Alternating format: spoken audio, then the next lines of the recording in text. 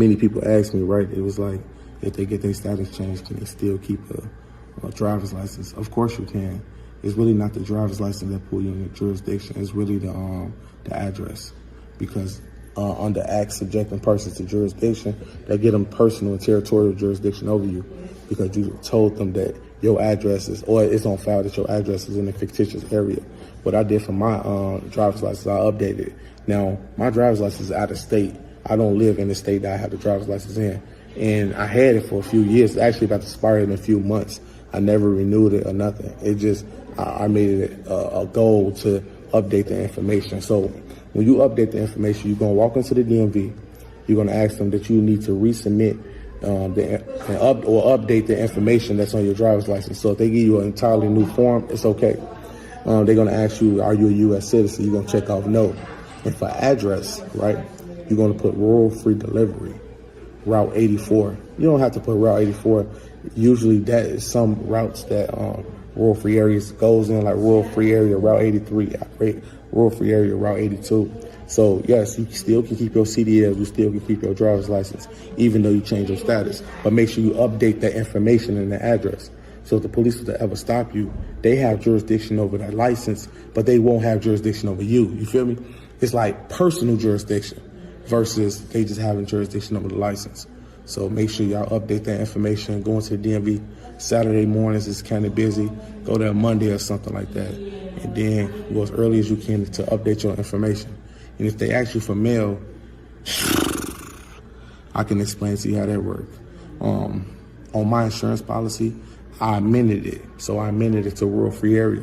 So if I was to take that to the DMV, that would be good. That would be good enough as my address. So they would have to put that down on file and have to submit that. They would.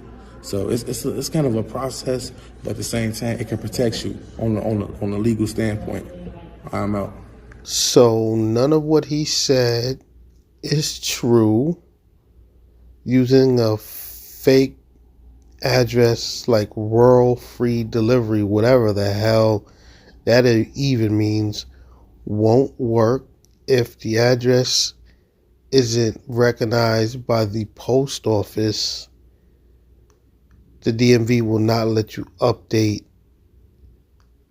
your address to a fictitious address. And all of this is to quote unquote stay out of the jurisdiction of the United States, but that's a bunch of crock because you're automatically in the jurisdiction of the United States because you're on U.S. soil. That's how it works, sir. It has nothing to do with the address that you have on file with a DMV.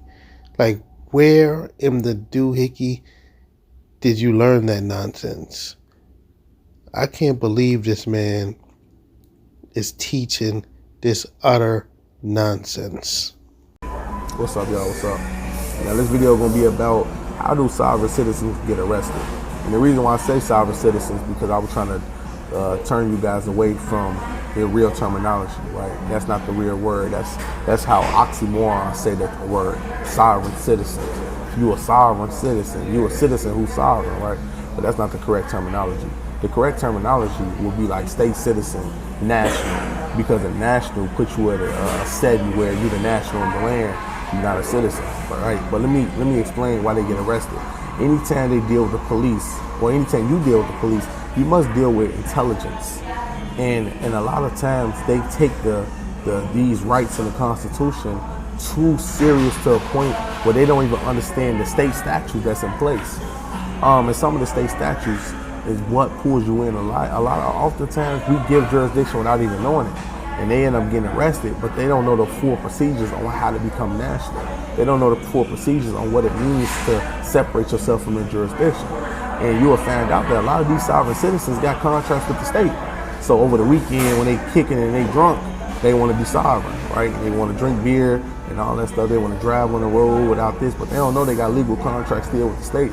So since they're not correcting the information and they ain't turning in those contracts and they giving the police where they live, they pulling themselves in jurisdiction all the time. Like I tell everybody, it's all about your address.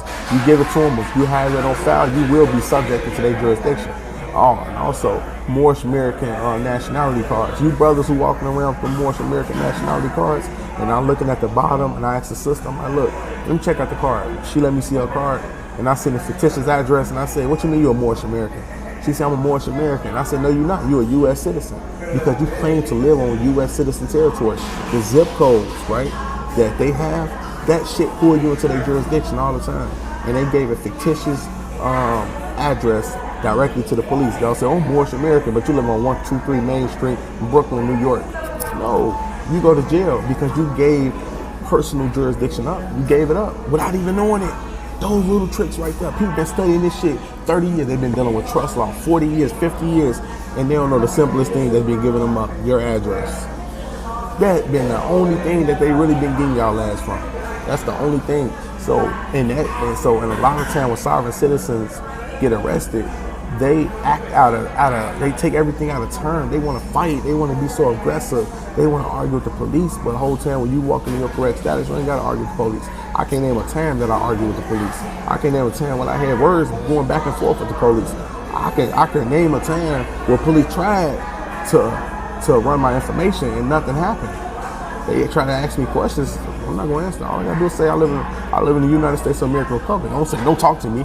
They said, where you live? I said, yes, I live in the United States of American Republic. That's who was at. Yes, that's where I sleep at. That's where I receive mail at. That's where I'm going. That's where I'm at. The United States of American Republic. I'm not on 123 Main Street. That's not where I live. But if I say I live there, that pulled me in their jurisdiction. That's how they gain personal jurisdiction. Read the state statutes. Read the state statutes. Read the state statutes. Stop reading the Constitution. Read the state statutes. And you'll find out how do they gain jurisdiction over you. And guess what? Injured party can be eliminated. Because injured party don't even mean crime no more. They don't give a fuck about no injured party. They care about jurisdiction more. But I'm not telling y'all to go out there and do that. But if you read those state statutes and you find that all crimes are commercial, you can pull yourself out a lot of things besides murder. I'm out. So you heard that, Moorish Americans? This man right here has all the answers. So because your nationality card had an address on it, that's what pulls you into the jurisdiction. And you need to change the address to a rural free delivery. See, this man right here, he has all the answers. So you better look for him or contact him so he can help you correct your status the right way.